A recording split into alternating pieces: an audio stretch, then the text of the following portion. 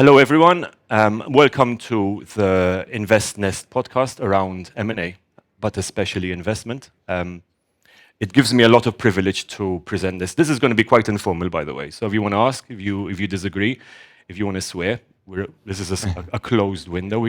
We're among friends. But the point is, it's actually quite an informal session. This is one of the good things about being on the top level. Yesterday, I was downstairs. They tell you can't say this, you can't say that. Be very careful about what you do say. Over here, we're family, so we can talk. But importantly, we can discuss things that matter to us, right? We're investors, we're M&A guys, we're founders in startups. We're all feeling the heat, and we want to talk about this, right? So my background, I'm an investor, but also a broker, right? I've taken positions in various companies, some of which have made an absolute mess and an embarrassment, some of which have done reasonably well. I'm a general partner in one of the biggest VCs in investments at the moment, particularly in gaming and fintech. Some of the colleagues over here I've been involved with in a lot of M&A processes. There's a lot of mutual respect, even on the other sides of the table. And today we want to talk about the stresses and the pressures that we feel. Simple. In the studio here, we have a lot of people who we've invested in as well. Some very good friends, some very good colleagues as well. But importantly, people who've also felt the heat, felt the stress, particularly this year. And I think today we should talk about it. Today we're going to talk about how do we value companies, especially today. How do we make investment decisions? What makes a good decision? What makes a bad startup? Okay? I'm going to let my very esteemed panel make an introduction to themselves. Lloyd, starting with you. Hi guys, Lloyd Danzig. I'm the managing partner at Sharp Alpha Advisors. We are a venture capital firm that specializes in sports betting and online gaming. Hey guys, Peter Heneghan. I'm a senior associate at Bettor Capital. We're a venture fund focused on B2B suppliers to the real money online gaming space. Hi, I'm Chhabra, president of Tekkorp Capital. We are a boutique advisory and investment fund. Hi, everybody. Adam Rosenberg. I'm a senior advisor at Blackstone for gaming and leisure investing, and had a career in investment banking and investing before that at Goldman Sachs and Fortress, always focused on the gaming and leisure industries. Thank you, guys. So let's start the question. Just go straight into the deep. We know the economic situation right now. Pound is probably going to reach parity in a couple of weeks, right? Euro's already below that, right? It's an absolute mess. But on the markets, have we reached peak valuation? Have the startups, and particularly the businesses we're raising capital for, raised peak valuation right now? Are we starting to see a decline in valuation for future rounds? Yeah, I think pretty clearly and unequivocally we have reached and receded from a peak in average valuations, whether measured by average ARR multiple, average revenue at a given stage. Of course, there are outliers, but generally, it's informed by the pullback in public company valuations, which cause investors in the private markets to make downward revisions to their expectations for potential exit sizes, and then make corresponding downward revisions to the entry valuations that still satisfy their return criteria. I think there probably are a few confounding variables that might make the startup valuation environment actually look healthier than it is. One is the fact that there are a number of companies that raised 18 to 24 months of runway in third or fourth quarter of last year, and so they have not had to go back out and go through that price discovery process. Another is the fact that investors and founders really don't like down rounds. They mutually have an interest in avoiding a down round. And so what we see frequently is rounds that to the public in a headline are flat rounds or even slightly up rounds, but that actually have a lot more structure around them. Right. Warrant coverage, investor-friendly liquidation preferences, full ratchet anti-dilution clauses, and things of that nature. And so I do think there are some confounding variables that unfortunately make it seem valuations are even healthier than they are. All that said, I don't think it's all doom and gloom. There is a lot of dry powder out looking for deals, much of which is in the hands of some of the people on this stage now. Yep. High-quality management teams with great products, with great traction, great growth profiles, and strong unit economics are absolutely getting funded. And there arguably is even an argument to make that those companies are receiving a premium because investors are so focused on a path to profitability rather than a growth at all costs mentality. So I need to caveat at this stage. There's a fundamental difference between an American-based investor and a European-based investor, right? European-based investors, and I speak from hard experience, tend to be quite plain in terms of their term sheet, right?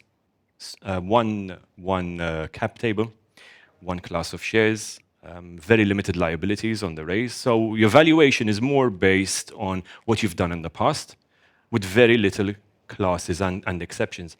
American raises are very, very different, fundamentally different, which is why then you can command higher raises. And you're absolutely right, you're spot on. Because when you get a term sheet from a US-based investor, normally for a US-based company, the valuation tends to be an order of magnitude larger than a European one.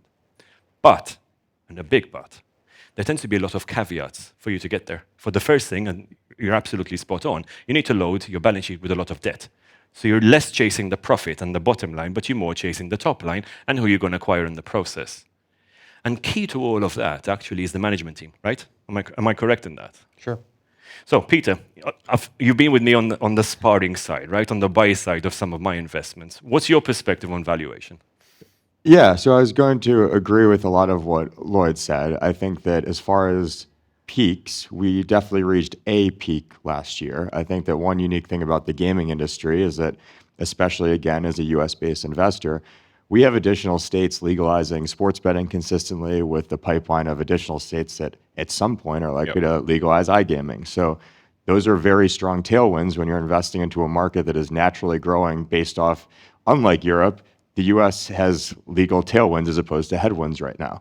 So I think that best-in-class software companies and technology companies are going to continue to get funded because, as an example, you have California that at some point, maybe it's not the current propositions out there, is going to materially increase the size of the TAM in the US. You'd hope. Yeah. Florida will be figured out at some point. Texas is also will be figured out at some point. So when you think that, I mean, think of it as the US electoral map. Yep. Everyone's always waiting for what happened to California, Texas. Those are the big numbers on the screen that kind of determine how things go.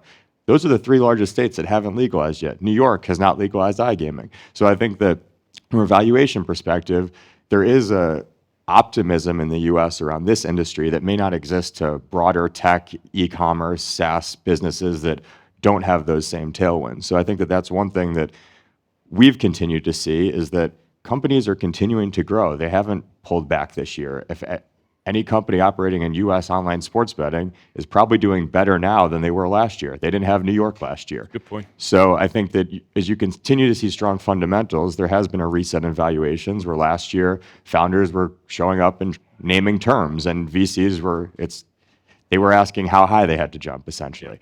Today, it's a lot more different. I think that best-in-class companies are continuing to get funded, but it's certainly a more, I'd say, equal footing environment as opposed to the founders having all the leverage because everybody is rushing to throw in term sheets the day after they meet someone. I think that environment has normalized these days. Yeah, I think that was true in March, April.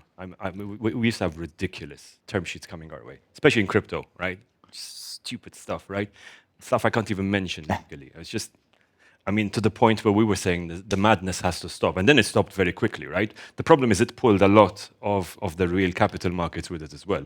To the point, and I think you mentioned this, Lloyd, that actually the private markets normally suffer 2 quarters after public markets, right?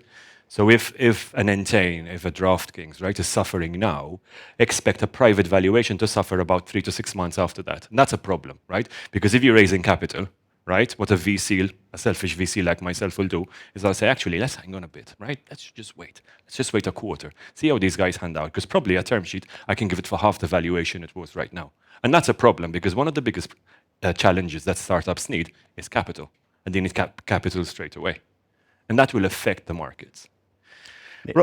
Adam, go ahead. Sorry, I was just going to tie together some of those threads as it relates to term sheets. You know, you mentioned how some creative capital providers, I don't know if it's US versus Europe or something else, can use structure as a way to get around other challenges like valuation. And you know, you said leverage as one. When we're talking about early stage companies, typically that there isn't a lot of leverage. There's tolerance for leverage, but you can get creative with preferred returns and performance hurdles and all kinds of things, some of which Lloyd mentioned. But there are 2 other lessons that I was thinking of as I was listening to you speak that I've learned in my career. One is you raise capital when you can, not when you need it. And I think we're learning some of those lessons now. And the companies that did take advantage of a frothy capital markets environment and take more capital than perhaps they were intending to, Yep. and were encouraged by their sponsors to just take some more, are benefiting from that. That's so true. So true. So we went through this round back in March. We wanted to invest, right, in this really good DAO, right? It was an Israeli-based company, right, doing really, really well. And we were just like, guys, please take our money. Please take our money. We really like it. We want to put money. And they were like, no, we waste too much. We don't want to go too much. Come July, guys, please take our money. Please take our money. Please take our money. But it was the other way around. They needed our money because valuations had gone through a haircut. It's amazing what 3 months, right? And people say a week in politics is a lifetime, right? Trust me, in venture capital, 3 months is a lifetime as well, if that makes sense. Well, that's my second observation, which is I have found that I have made a disproportionate amount of my returns in down markets. Yes. Because it's not that the businesses are less attractive. Yep. It's just that the opportunity set has More of an changed. opportunity. And if you're disciplined enough to take risk off when markets are high, you should be disciplined enough to take more risk when markets are lower. And I think that's a good place for us all to be now. I think things did get a little out of hand over the last 9 months. They've rationalized a bit, but the opportunities are as attractive as they've been. I agree with that. I mean, also you've got time to diligence a business. You know, during those heady times, you know, I'd say, can I see this? Something basic. And so, well, none of the other investors asked for that. You know, they literally just wanted you to sign their term sheet. Yeah. And you know, we've done Diligence, it. Yeah, I know. And we've all done a lot of M&A here. I'm sure people in watching have as well. Fine, you do all the kind of math and go through all the legal documents. The one thing you really get from any kind of diligence is spending time with the management team. That is absolutely valuable because 100%. you see them in perhaps their most stressful environment. You see the best and worst of them.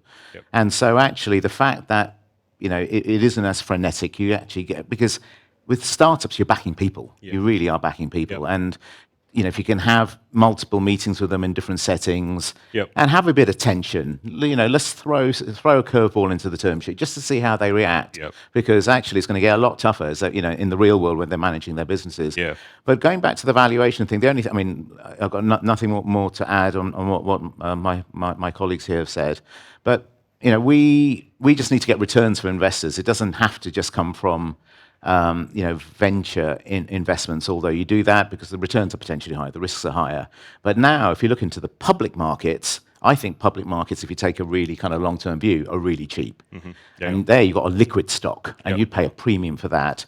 Or even sort of, you know, you're talking about this just now in terms of second lien or, you know, junior debt. You know, for established companies, you can get a 20+% IRR Yes. with proper downside protection. Yes. So again, you know, it's harder now for, you know, startups. You know, as I said, I always say that the bar is higher and the valuations are a bit lower. The best ideas will always get funded, but the bar is definitely higher for those reasons. I agree with that, which actually leads me to an interesting question, and I'd like everybody's view on this. One of the biggest objectives for an investor, besides us all being altruists, right? Because we really want to protect the world, right? Because that's what we're here for, right? We're here for a return, right? And a specific return. But how long do you want to hold on, or should you hold on to a startup before you hand it over? And importantly, who do you hand it over to? Lloyd, let's start with you. I think, you know, especially for Peter and myself that have sort of typical PE-style drawdown VC funds as opposed to Adam and Robin that have a bit more flexibility as to their mandate. Generally, you know, you're looking to hold until a liquidation event. Obviously, there are cases where there are secondary offerings where you can take some of your chips off the table. And certainly, I'm sure there are many VCs who of 2017, 2018 vintages who wish that they did some secondary offerings in 2021 if they hadn't already. But in the sort of pure play VC world, you have a 10 to 12 year life on your fund. You're looking to maximize returns. Generally, your investors are not asking you to manage public securities. And so if and when you have a company that either IPOs or is acquired in an all-stock deal by a public company, you are expected to distribute those public shares to your LPs who can then choose what they would like to do with those. I think it's, you know, a bit hard to put a specific time horizon on it, but for the most part, I think a VC goes into a deal saying, I want to be in this deal until the liquidity event, whether that's an acquisition or an IPO. Okay, Peter. Yeah, so it echo everything that Lloyd said. I mean, we are 1 year into a up to 12-year life cycle of the fund. So when a founder asks me, how long can you hold for? I say, well, I guess 2033, and that's always long enough, essentially. I think when you're kind of doing the M&A math and just trying to understand what the growth story looks like, I'd say most people are probably using a 4 or 5 year outlook just for a modeling perspective to understand what returns might look like at that point. If someone comes in 24 months and makes an offer, I think you're always going to entertain that. You're going to work with the founder, and some founders may be looking for that. Some may want to be trying to build a billion-dollar business. I think it's kind of understanding the market dynamics there. And then as far as who the potential buyers are, I mean, Lloyd mentioned IPO is certainly one route that there's many public gaming companies. I think that over time, one thing that we would expect to see is, especially as the iGaming industry grows, is more private equity investors getting in for full control deals. I think right now it's a relatively nascent industry in North America specifically, but as Adam would know from Fortress, and Blackstone, there's a lot of PE funds that have bought casinos before and things like that. And I think eventually when iGaming companies get to the scale that makes sense for a multi-billion-dollar fund to go through the licensing process, hire industry experts, and really understand, I think that in 5 years here, I think that we will have seen or start to be seeing more of those type of exits to financial investors. And I think you're going to see a lot of that now because you're seeing a lot of pressure with late stage businesses because the IPO market has dried up and probably will be dried up for some time. And so now you're seeing the likes of Apollo talking about buyouts of venture-backed businesses. I mean, again, completely agree with what my colleagues have said here. I think what we like to do as well is almost create your own exit. So, for example, we've got some investments in a number of regtech businesses, and if you can actually put them together, you can accelerate their development through scale. And in some instances, having a one-stop shop can be better than having 20 different people knocking on Flutter or Entain's door. And then you can package that up, and when the IPO market improves, you can, so almost creating your own exit by investing in multiple companies in the same segment. Isn't that more complex, though? It is more complex, and there's risk, and you've got to make sure people agree, getting the math right and who's the leader. There's all of that. It's very difficult. I hate merging companies. Let's be clear. Because the politics almost always takes over, right? You always end up with an us versus them, right? Especially if they're two different countries. We'd love to think we're a completely socialist civilization where everybody tolerates everybody on equal terms. The truth is we're not, right? I've been some of the worst exits I've been through. I've been through a merged company with two different cultures from different countries, actually waging what essentially is a cultural war between the two, right? And to get those together, especially when you're trying to sell on, is an absolute ball ache, honestly speaking. Yeah, it depends. Sometimes we're thinking the reason why we're investing is because we think we've figured some of that out. We can get it wrong, and you get them to collaborate, via commercial deals rather than to see how that works, and you can test the water. But you're right, it's not easy, but that's one way of exiting. I want to unpick this in a later question, just to see what the do's and don'ts, right, of what constitutes a perfect investment. But I'm going to leave that for a specific rant, because I'm going to rant a lot about that. Adam, what's your view on this? Well, I would defer to my colleagues who have invested as a VC professionally, which I haven't done. I've done some personally. But my observation would be things typically take longer than you think. You're always surprised. Some things hit sooner than you think. Some things hit later, but they tilt later on average, in my view. But speaking from non-VC investing, so grown-up companies, private equity, and even credit, where I spent the last 7 years doing a lot of credit investing at Fortress, VC is very dependent on the exit, entirely dependent upon the exit. So whereas an advantage to other styles of investing, credit as an example, as Robin mentioned, you're getting some of your return along the way, and that takes a lot of pressure off of the need for an exit. And that points toward profitability and the need for profitability and cash flow.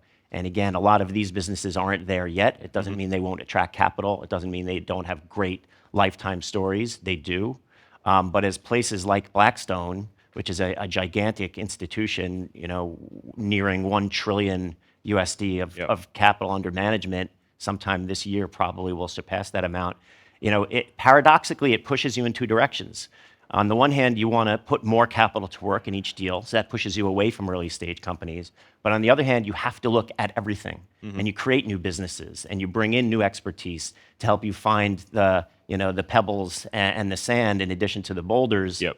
And so I'm seeing that in my role at Blackstone because I'm a cross-platform resource, from BX growth to private equity to credit to real estate and everything in between.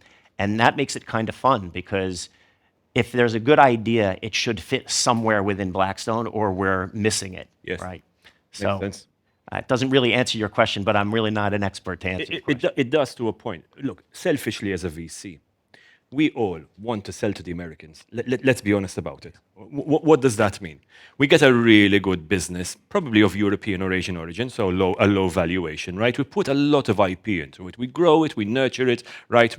We're building our children, and then we're marrying them off, right? We want to marry them off to the best suitor, which happens to be the richest as well, right? Let's be honest about it. How do we do that, right? We populate it with great KPIs, we make sure the top line is great. Bottom line doesn't need to be there, right? But the point is, let's grow the top line, because valuations right now are based on top line, right? How much revenue can you bring in? At some point, right, particularly because we see the PE market starting to converge, and they want to take all that market, we then start a land grab in the US. And never has that been more opportune than right now. Why? Because the pound is low, the euro is low. So all the European assets look really good priced right now. Will they retain that very good discount? We don't know, but the point is we're going to keep on growing them. And at some point, there'll be this land grab, this massive land grab, where it becomes an incredible good buyer's market, right? Where everyone starts to acquire. And we're starting to see that now. But I want to talk about something which is actually fundamental for every investor, but especially every startup, right? What is the fundamental wish list that you look for, right, in a startup? So for me, it used to be just one rule only. It was something called the no dickhead policy, right? Yeah. And you've all been through this consciously or subconsciously, right? You know what I'm talking about.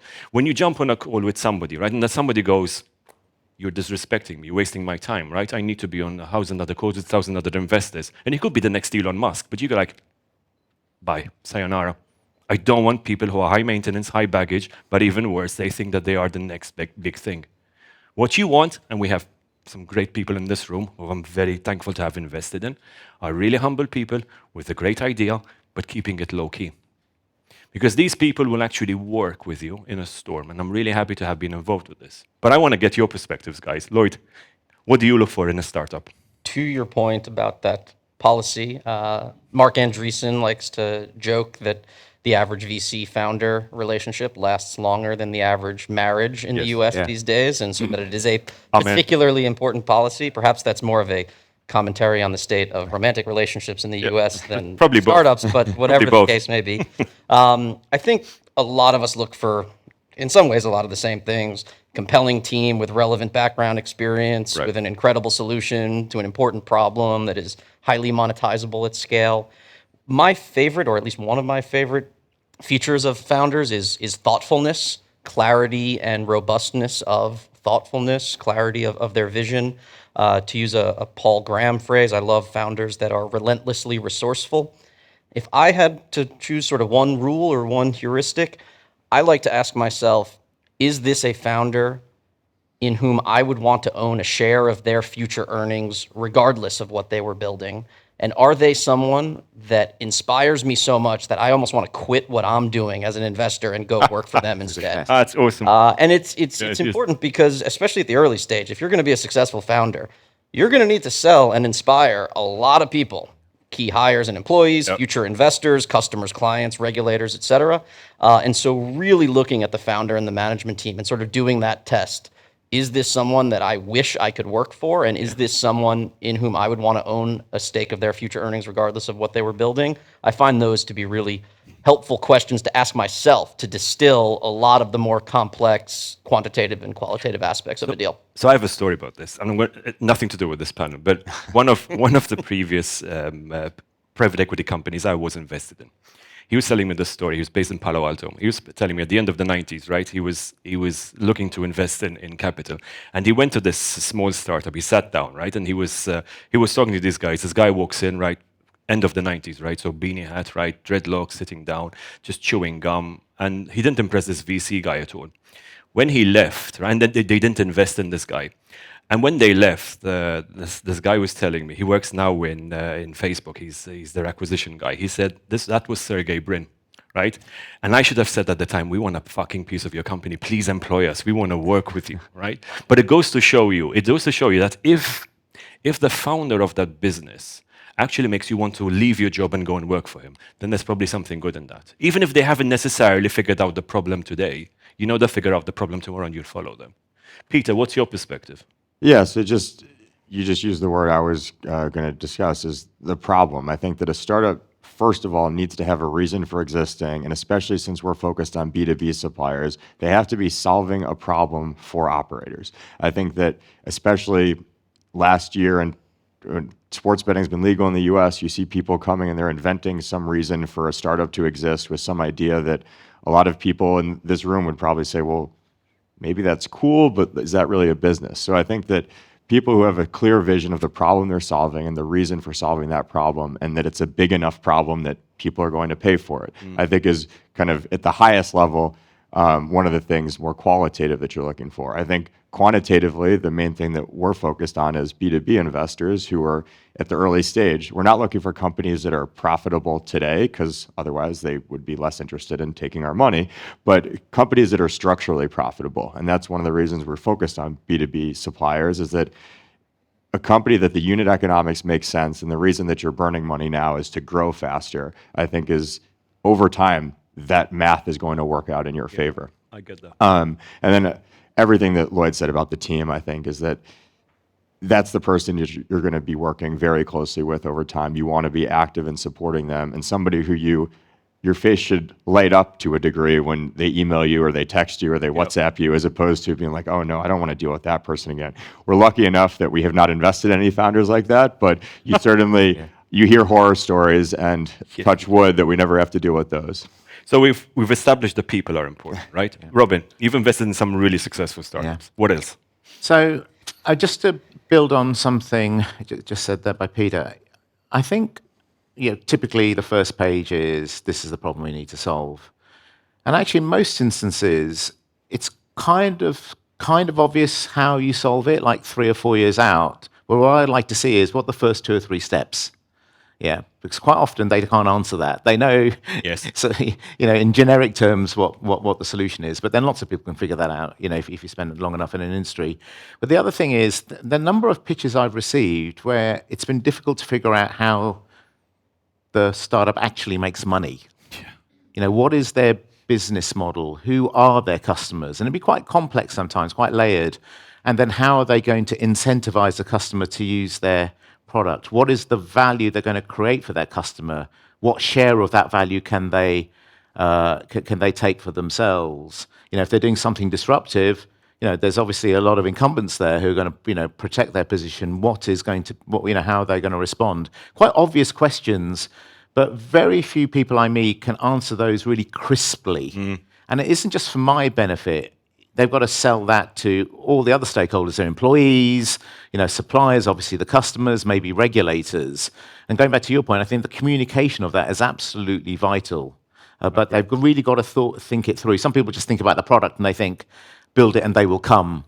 Some instances, that's the case, but most often. No, not in a globalized world. That used to be the case, actually. But that's the thing. There's not enough time really spent thinking about that. Now we try and help our investments do that, but as I said, that's something which I found missing in my time starting doing this. So people, product, distribution. Adam, what else? Well, since I'm the last in line, it's hard for me to come up with unique things, but I'll give you 2. One relates to people, one relates to product. In terms of people, and this may sound counterintuitive, but I like to hear about stories of failure.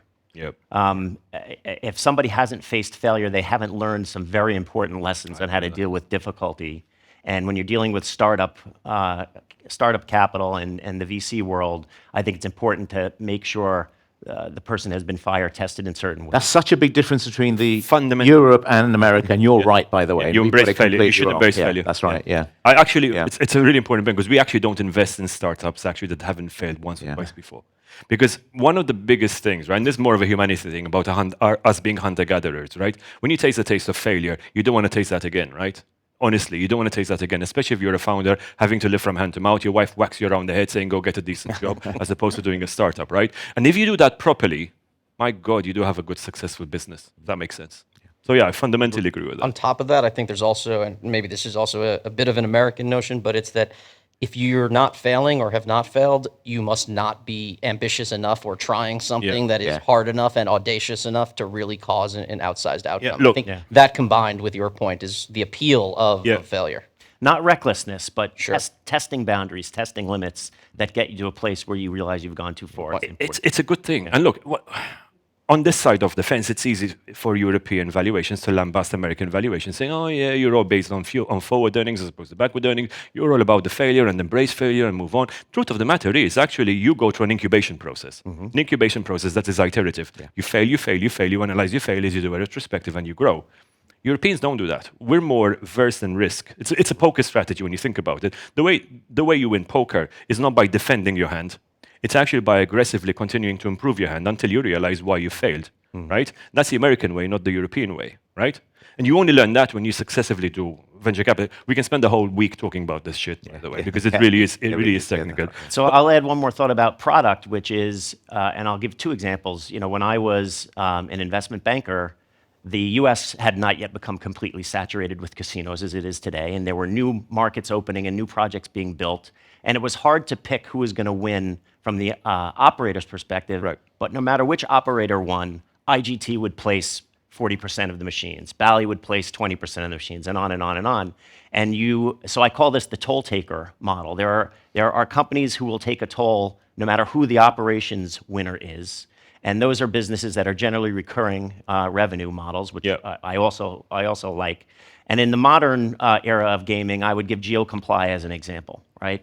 Whichever sports betting operator wins in particular jurisdictions, they're almost certainly going to be a part of the victory party and take a toll, at least under the current models. And so I like that aspect of businesses. You can't always find it, but that keeps me asking questions if I can discover that aspect. I fundamentally agree. At some point, we're going to run over, but I actually don't mind because I'm moderating the next panel. So yeah, you know what? Stick with it. I want to ask the audience if you have any questions before I go to the final set of questions. Does anyone here have any specific questions for my very experienced panel here? Go for it.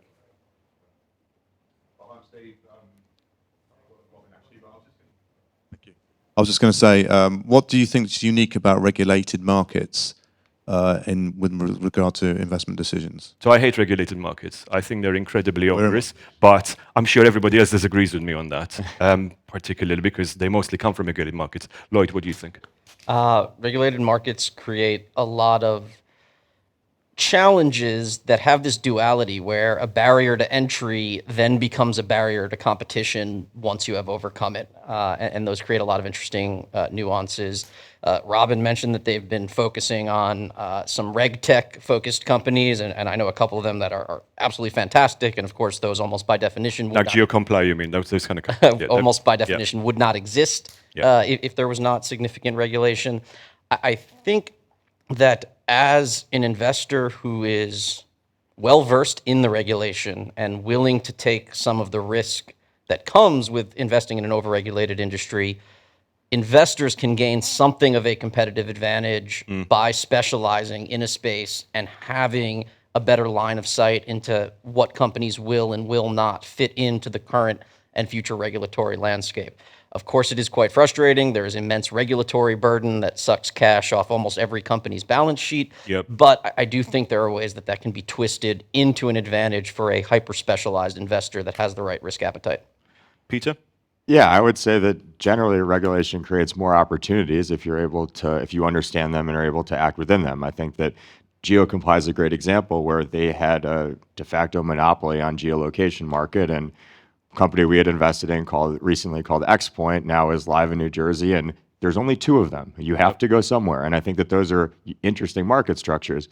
I think generally from a regulation standpoint, it's good that for the casino industry, someone can't just immediately walk in and open up a competitor. I think that from all of us sitting here, we're comfortable dealing with these regulations and understand that that's barrier to entry for other investors coming in and just trying to jump into the market. So I think that at a high level, if you understand the regulations, it opens up unique opportunities that wouldn't exist otherwise. So it's not that I'm saying that every single regulation is positive, but at the same time, it's the world that we live in, and it's best to make the best of it and try to find those opportunities that are unique because of the nature of the regulations. Unless, of course, you tend to be invested in a gray market competitor that's currently starting to become white. So that does happen. But I have a lot of sympathy with your position, though, because people think regulated markets, you've got visibility, you've got security. It's proven not to be the case at all. Yeah, regulations change all the time. Yeah, and you can get as much volatility in a regulated market as you have in an unregulated market, and actually the margins are a lot lower. I think from a point of view as an investor, and I think we've seen this in a number of private equity firms. A lot of private equity firms weren't prepared to go through the process of being licensed. If you take our kind of chief investment officer, Matt Davey, he's been licensed in pretty much every single jurisdiction in the world, and he's got very good relationships with the regulators, and he's willing to be regulated himself. So as a result, there are certain investments we can make that certain others can't. So that's just that's also known as politics. Yeah, that's right, exactly. Adam, your perspective. Well, Blackstone crossed that threshold too. Blackstone has been licensed in regulated markets and owning land-based casino properties in addition to technology businesses, and it's a huge advantage for equity capital. Often you can design non-equity capital, debt plus warrants, et cetera, as ways to get around it. But if you're willing to become licensed, it adds a whole new open territory for you. One thing I would say about markets as they become regulated, first of all, there's reputational risk, and certain investors are more allergic to that than others. Blackstone is very allergic to reputational risk. But in markets that are, if a company is operating where they are being told they're not welcome, that's a problem, in my opinion. But if they're operating in a market where it is unregulated, or with the cooperation or the learnings of the regulator, and the fear is that gray becomes white and therefore more expensive, I don't mind that, because that creates a protective moat. I agree. It will become more expensive, but it will also become much less risky. Yes. And the risk-adjusted return for those businesses can improve dramatically as they go from gray to white. So case in point is payments, right? You've all dealt with payments if you're in this room, right? Payments in gray markets are an absolute nightmare, right? Anybody who's in the payments business in the gray markets is making a killing, right? Let's be honest about it, right? When you move to white, you solve a lot of those problems, right? Let's be clear. So there is a silver lining to the question you've asked. The issue is you do need to prepare yourself for white, right? Because the markets are generally moving white. I think gray is dying. It will be more expensive. There will be tax. There will be regulatory costs. There will be other things. All of that. And you need to prepare yourself for that. Look, I think the net beneficiaries would be RegTech, right? We're selling a business right now to a RegTech buyer who may or may not be one of the companies you've mentioned right now, right? The truth of the matter is that once you've established yourself, right, as a RegTech owner and as a RegTech domain supplier, then it's very easy to start adding, right, more pawns on that side. So if you end up being in a startup that actually is leaning towards RegTech, at some point you know you're going to be acquired because it stops being a nice to have and becomes essential. And that is the essence of every single startup. I've told you guys about this, right? The essence is to move yourselves away from a tool-based service to an essential service. That becomes the very first thing everybody checks in and does the first thing at 9 in the morning once they've actually checked the Daily Mail, when they've actually had their coffee. It's the first thing they do. Because that stops being a tool. It becomes an embedded service. And to remove an embedded service from a business is incredibly expensive. Any more questions? Come on, you guys, have something. Go on. Brave man at the back. Not sure that I need it. Hi, it was to some extent mentioned also on the previous panel. Would you agree that by default the industry is innovation and under-leveraged? Because if you are a regular startup, you can go to thousands of VCs. If you are iGaming startup, you can go to dozens. This was actually our case as well. Thanks. What do you think? Sorry, so the question was... Is the investment pool for gaming-based businesses smaller compared to, say, if you were in fintech, if you were in commerce, if you were in, I don't know, anything non-gaming? I think it is roughly proportional to the TAM and potentially even disproportionately larger, given the fact that iGaming and sports betting, especially in the U.S., is something that people are deeply passionate about and do as hobbies and entertainment activities. Right. Very few people study and think about payments as a hobby. Some certainly do, but not as much as people who enjoy sports betting and iGaming. I think some of the regulations certainly do deter certain types, but I generally see the size of the startup pool as being proportional to the TAM, if not even slightly larger, given the adjustment that you need to make for the fact that it is a passion project for many people. I tend to agree. I think 2 years ago I would have said yes, you're right. I think now there's a lot more interest in this space. With the regulation in the U.S. also. And it's the U.S. I think the U.S. is mainly sports betting. I wouldn't even say sports betting is destigmatized. There barely was any stigma to begin with. Sports betting is generally thought of as an entertainment activity and not as a vice or type of gambling whatsoever. iGaming and iCasino is to some extent, but even that is still often viewed as just a form of, even perhaps adult entertainment, but entertainment nonetheless. And so I do think there's been a lack of stigma that has resulted in an increase. If you want to see stigma, try investing in the adult industry. Honestly, nobody will touch that. Right? But they touch gambling. Oh, the irony, right? Who destroys more lives? Let's be clear about this. But so it's about perception, right? And what has really changed is the US. The US has all of a sudden started to see that you can move from free to play, right, to sportsbook, to at some point casino, right? And then California will open. Then all of a sudden, everyone's talking about it, like CBD, right? Remember talking about CBD like it was really bad, right? Guess where we are today? It's about perception. I was just going to say, I mean, I have the names of the firms of all the panelists in front of me, and I mean, 2.5 years ago, Tekkorp didn't exist in its current form. Sharp Alpha didn't exist. Bettor Capital didn't exist. So I think that there's a growing pool of capital focused on the gaming industry. I think it will continue to grow. And I think that it's the list of potential VCs you could go to is certainly shorter, and that you can't just walk down Sand Hill Road and knock on every single door in Silicon Valley. But I think that the people who are focused on it tend to be, it's one of their only or main focuses. And I think that makes the fundraising process a lot different than if you go to a generalist software VC who looks at a million different things. He might be asking questions about, just explain what you do. What market are you in? What industry?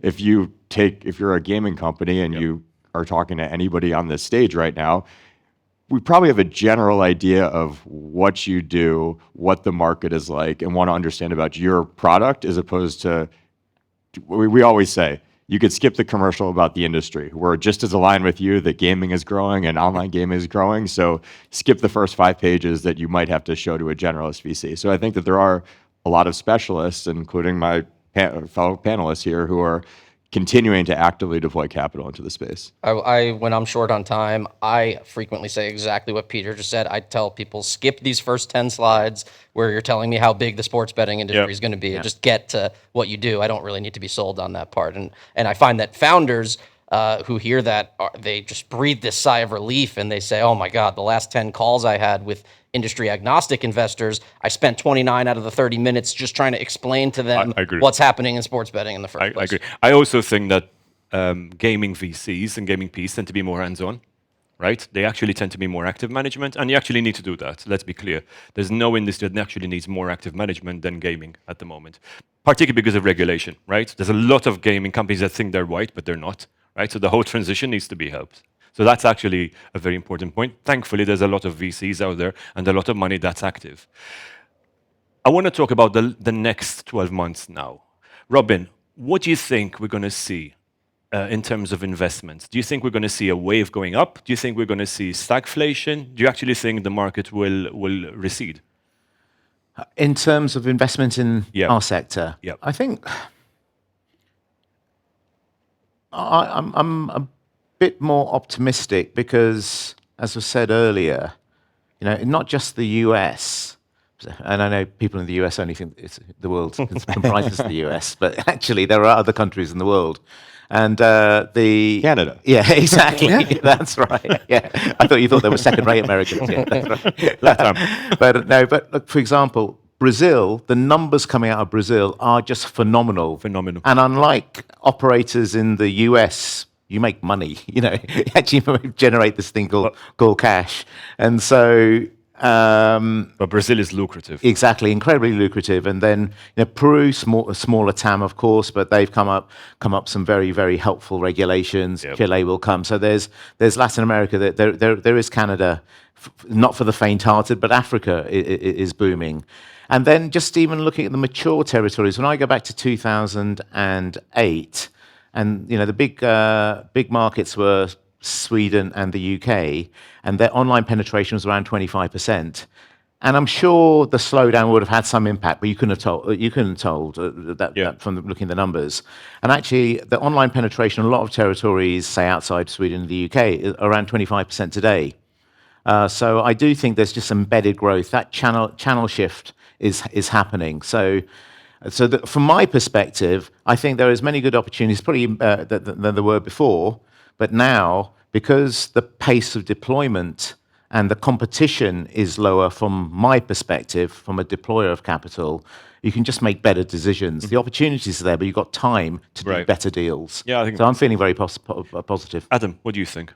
Well, I think you have to kind of break out by market. So I think for early stage investing, as Peter alluded to, there are several funds that have assembled in the last year and are assembling now that will deploy capital. So I think you'll see a continued increase of capital flowing to early stage businesses. I think as the public markets continue to face some challenges, M&A activity will continue to slow for a year or two. I don't know. I don't have a great crystal ball. The equity capital markets will certainly be less active for the next year or two, but debt capital markets remain pretty robust. That capital has become more expensive, but compared to the alternatives, and in some cases there are none, it's the only place some companies can find capital. So I think that will be pretty stable. Okay. So that's kind of how I see it shaking out. I think it makes sense. That's all we've got time for questions for. There's some I would love to continue asking. I think I'm going to roll them over into my next panel. Sorry, guys, just heads up. But any closing words from your end? Lloyd, starting with you. If I could just echo two of the points that other people made and put some short quips around some of those points I think that Peter and Adam made respectively. One is I tell founders all the time, things will always take longer than you expect, even if you expect that to be the case. Right. And generally, I think it was actually to Robin's point about sometimes looking at startup decks and just not understanding even what they do. I think the truism does hold that if you're explaining, you're losing to some part, and that clarity of communication and clarity of thought is often the greatest solver or method for avoiding conflict, misunderstanding, valuation mismatch, or whatever it is. And then lastly, to almost everyone's points, but to something that Peter mentioned at the beginning, the macro climate is tricky today. I think without resolution on the war in Ukraine and inflation, it's going to be difficult for public equity markets to get their footing. I agree. But the tailwinds for the regulated U.S. gaming industry are so strong. When I was pitching investors for my fund and they said, why should we give you money to do this as opposed to any of the other things we can do? One of my answers was that regardless of the macro climate, gross gaming revenue in the U.S. is going to grow at a 30 to 50% compound annual growth rate for the next 5 to 10 years, almost no matter what. And I think those tailwinds are extremely attractive for specialized investors. That's a very good point. Peter. Well, Lloyd stole the stat that I was going to use.